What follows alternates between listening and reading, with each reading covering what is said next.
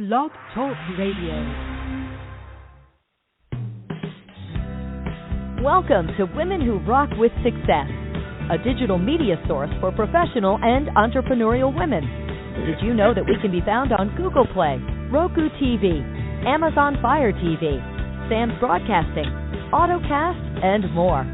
Women Who Rock with Success airs live each Tuesday at 9 a.m. Central Time, followed by our latest brand, Women Who Rock Investigates. We handpick professional women in many areas who can provide credible information in their field to build your business and lifestyle. To learn more about us, just visit our website at www.womenwhorockwithsuccess.com. And good morning and welcome to Women Who Rock with Success. So thank you so much for tuning in with us on today.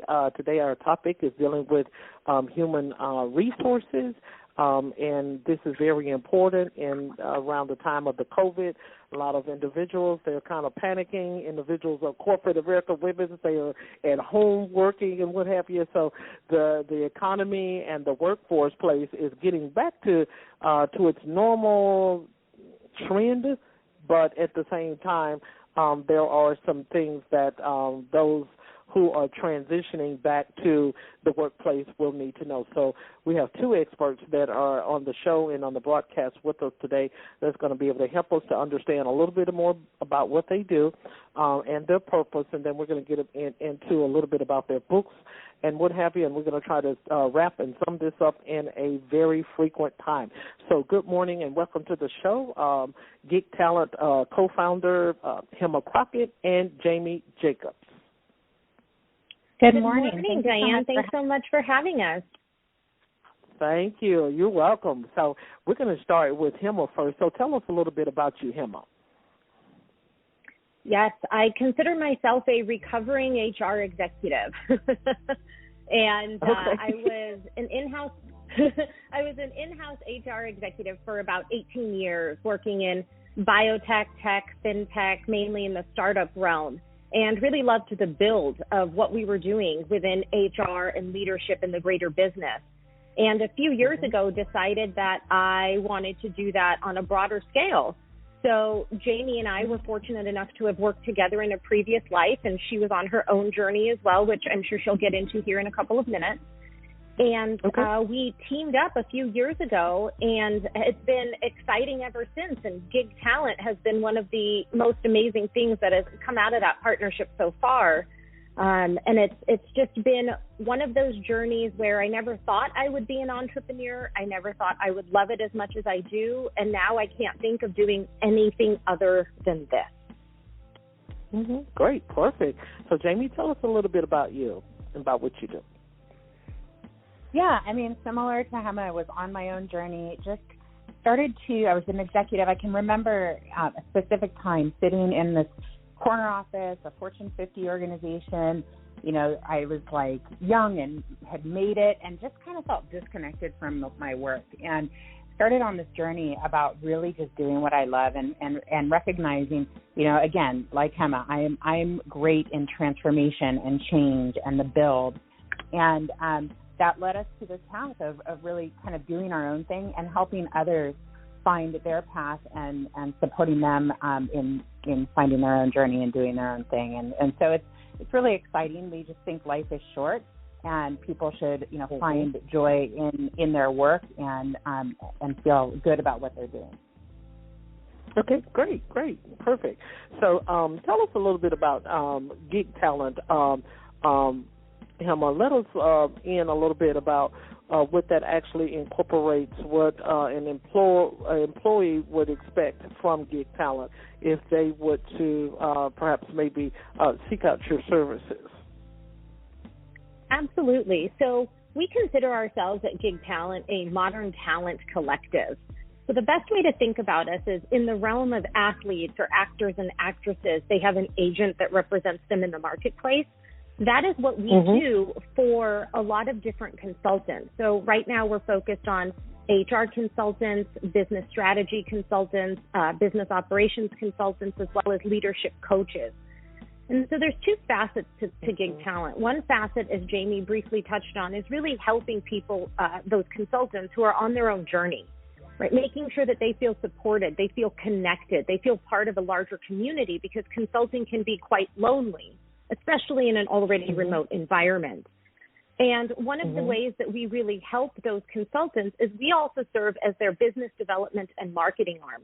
So from a client or organizational perspective, we're really making sure that our clients and anybody who is part of the Gig Talent Collective from the employer side are getting really vetted talent. We have a certification program, the first of its kind on the market, to really help mitigate a lot of the risk that employers can face when it comes to partnering with external vendors. What we also do is really make sure that the needs of the client are met by making sure that they are able to interview who is going to work directly on their team as a consultant. So gig talent really is about bringing together high caliber consultants and high caliber independent talent with organizations who are forward thinking, innovative, and are really open to a hybrid talent strategy, taking into account full-time employees and independent talent. Wow, that's great, because in the 21st century, we do have to have some sort of new type of grid to be able to work with new millennials as well as new individuals that, you know, everybody is not the same, like, you know, perhaps when I was coming up in the 70s and what have you. You know, you just came to work, you know, and you sit around and then you listen to different presentations.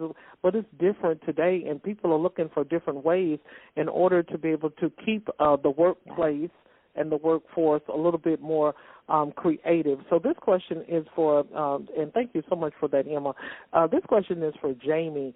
And so I wanted to, I guess, kind of share a little something before we go into the question, and it's in regards to designing exceptional organizational cultures. And so, and this is part of your brand.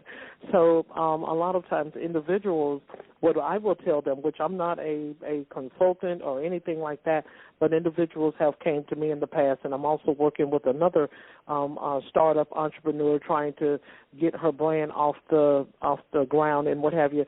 So the first thing that I mention to individuals that ask questions in these areas, make sure that you're diverse. Don't always have a certain ethnicity on your board or your board of directors.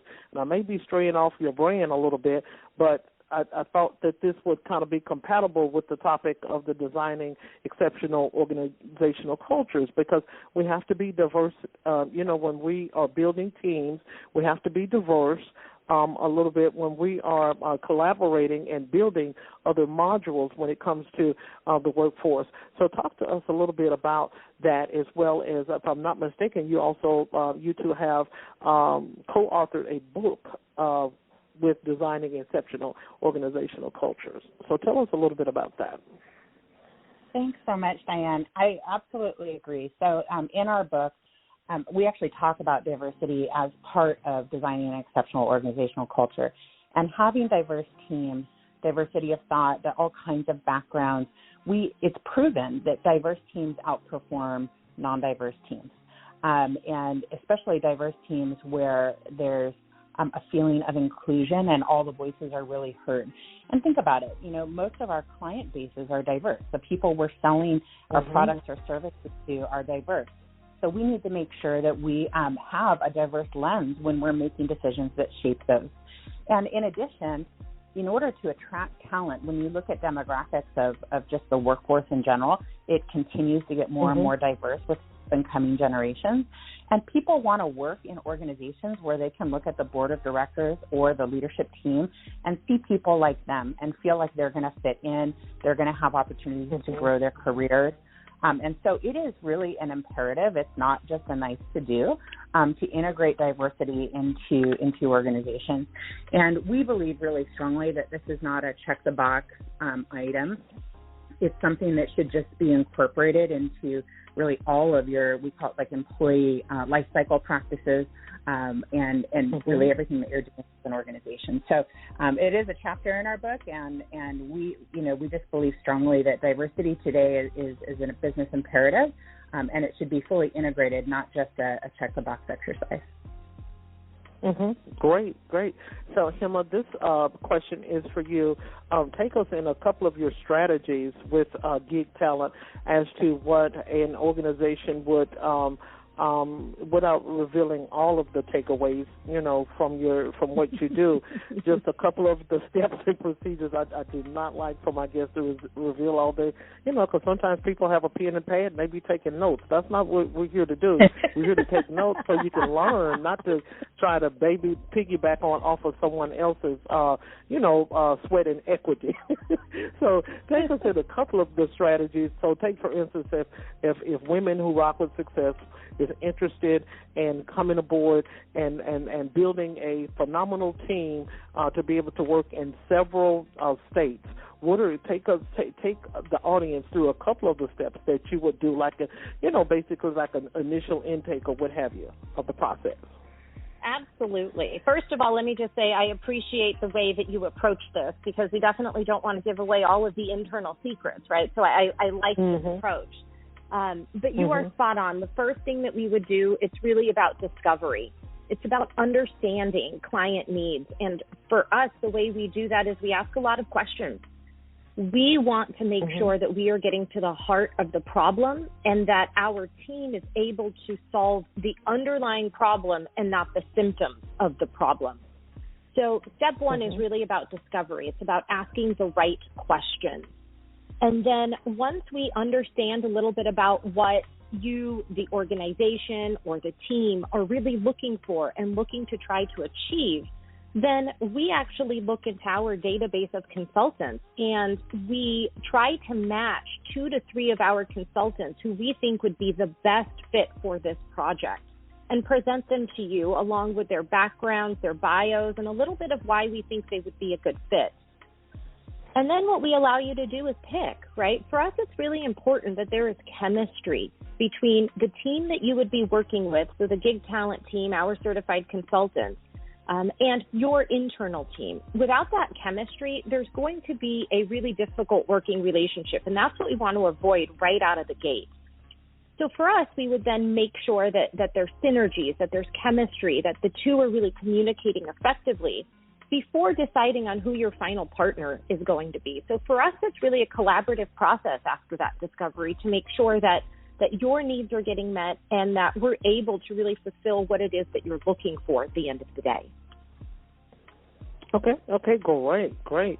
So, Jamie, this question is for you. So how important would you say that it is for individuals to be organized? A lot of times, we have always heard the quotation, what have you, there is no I in team. So tell us a little bit about the importance of that. Sometimes an individual it doesn't matter what status they're on, sometimes individuals will still take away everything.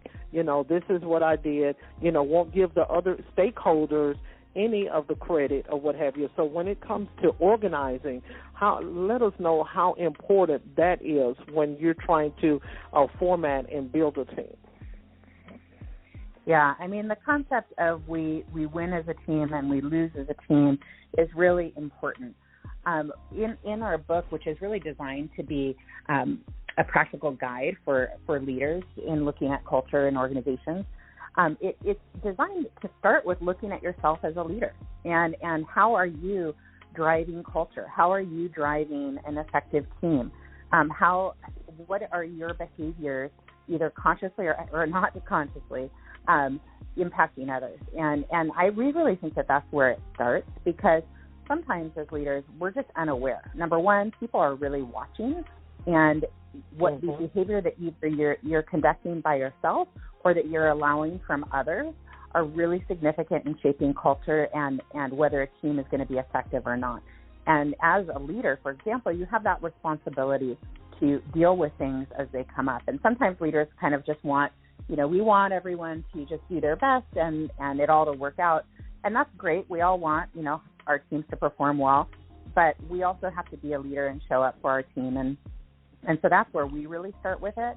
But to your point about effective teams, there's no question that a collective team is going to be able to do way more than individual talented people. And so making sure that we prioritize team and that we find collective strength through the success of others, that's really critical in business today. Okay, great.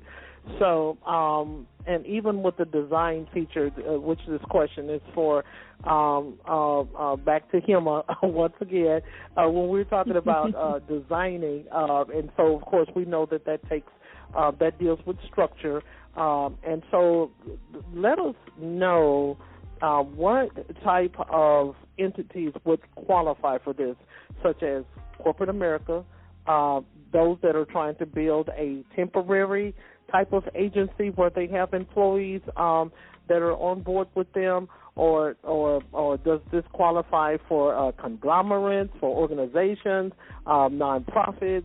Tell us a little bit about that as to the qualifications, who would benefit from this. Absolutely. So one of the reasons that we use the term designing in the title of the book is really about the intentionality behind culture. And any organization, doesn't matter if they have 5 employees, 5,000 employees, 50,000 employees, if they're for-profit, non-for-profit, any organization can actually benefit from having and really intentionally designing a culture that is built around strong values and really setting that strong foundation and using those values as anchors throughout the rest of the organization, throughout decision-making, throughout leadership, for example. So I would say there isn't one specific type of organization that this playbook is made for. It's really about, if you want to succeed in business and if you want employees to really think of your organization as a place to be, as a place that they would refer friends or recommend others to work for, then you really have to get intentional about how you're creating this culture. And as leaders, it's imperative that we take kind of the view that we need to be intentional about that culture and that we need to take the time to create a culture where others want to be, but where business results are achieved simultaneously. Absolutely. So this question is still for you, Hema. I was, just a little short story, I was looking and doing some research, and so this is still, designed around both of your brands. How important, when we design teams for our organizations or businesses and what have you, to reduce, I was talking to this individual, and I was like, okay, so sometimes a communication factor can be an issue as to why some businesses may have a lot of bad reviews. I'm just going to put that question out there. I know it wasn't, brought up before with Stacy, but I'm serious. Sometimes I think organization can be a part of it. I think you may have different communication algorithms that are going on in the organization, in the same organization, but someone is not connecting the dots. So both of you can be able to respond on that, you as well, Jamie. So we'll start with you, Hema, if you could be able to kind of share with us as to how Geek Talent would come in and try to, without not sharing all your nuggets, don't share all of your meat and potatoes of your business, but on your opinion, how that would help and to reduce ratings, and with Reddit, the BBB, and other platforms, Yelp, which is a strong, powerful review. Because I think it's kind of important. We're organizing, we're designing, but sometimes people can get off on the algorithms of how they communicate to their stakeholders. Absolutely. I think a little bit of this goes back to what we were just talking about a few minutes ago regarding teams, right? And I think that how we communicate, not only teams, but the self-awareness aspect as well. And we may think that we are communicating one way or we're communicating one thing, and what's being heard is quite different. And we talk about this in the book as well, of this impact versus intent, right? And I think we can see that show up in different customer reviews. We even see it in employee reviews if you look at sources like Glassdoor and a couple of these other places as well. And so the way our consultants would, and the way that Gig Talent would approach something like that, is to really get in there and understand What are those customer reviews? What are the clients actually saying?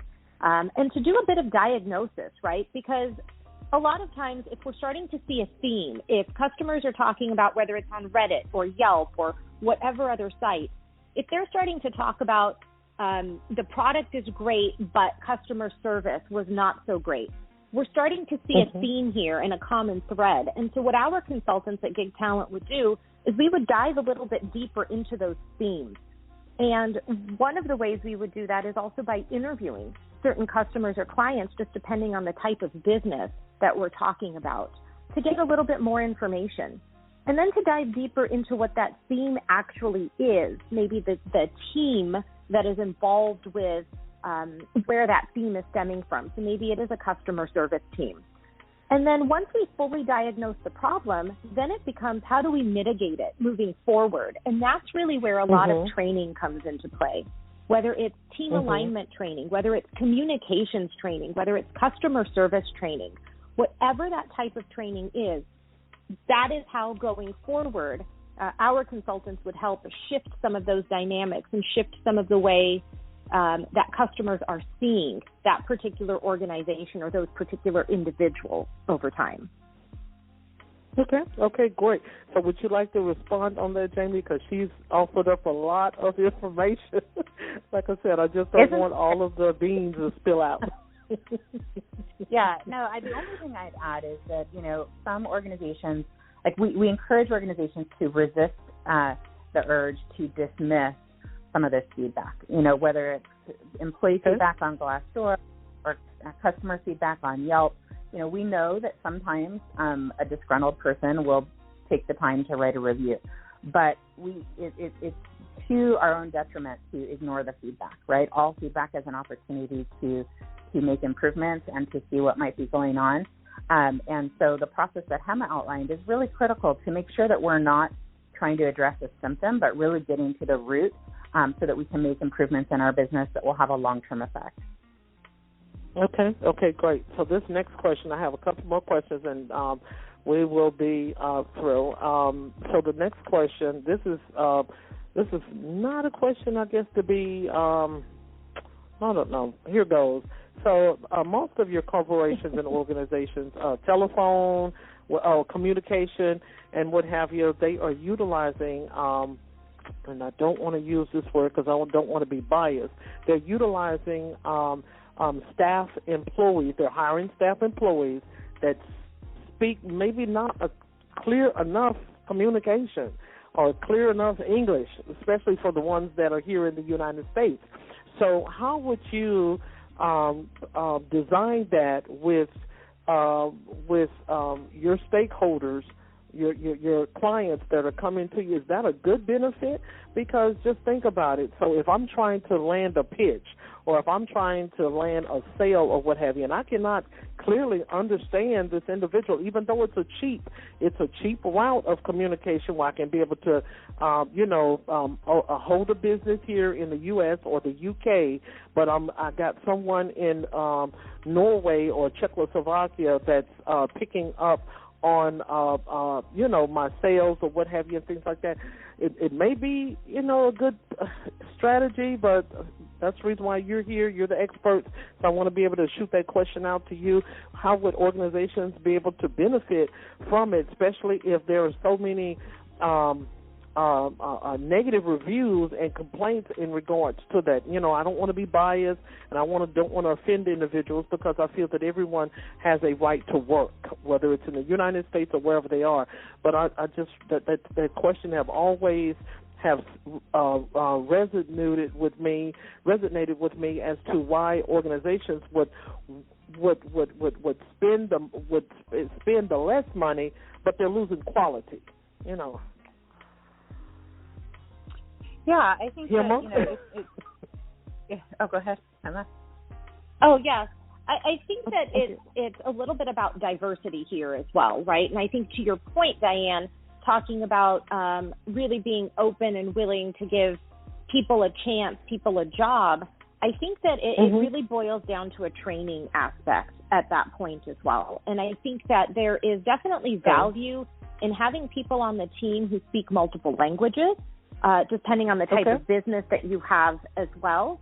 There was a company that I worked for a while back, and within that company, we had a customer service department, and that customer service department had a group of about 10 employees who were fluent in Spanish, because we had customers that really needed that type of help because English wasn't their native language. So that group was imperative to a huge chunk of the business as well. So what I would say is that think about the type of business that you're in, think about the type of training to provide, and is there a way that we can help employees along? I mean, part of that is our duty or what we need to do both as an organization and as a leader.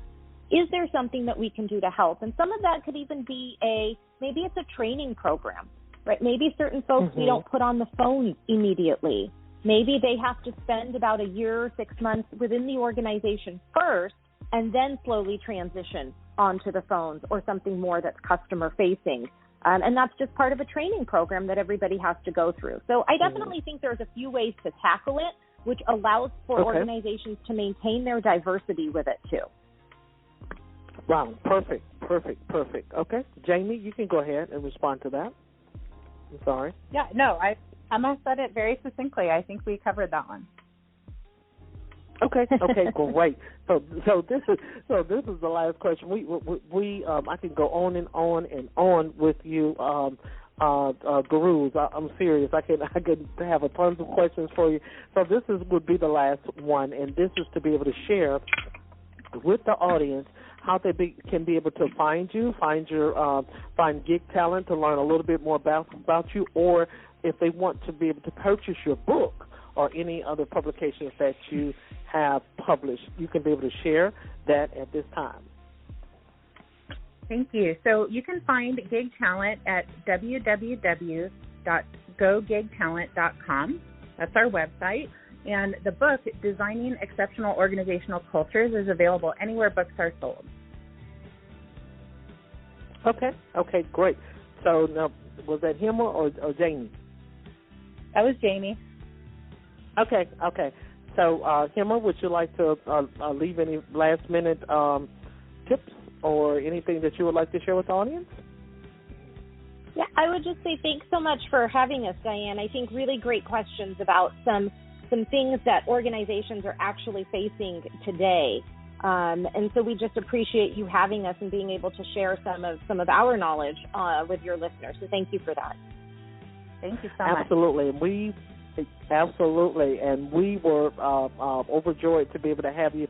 So, audience, you have gotten all of the tips and tools that you need for human resource, Gig Talent.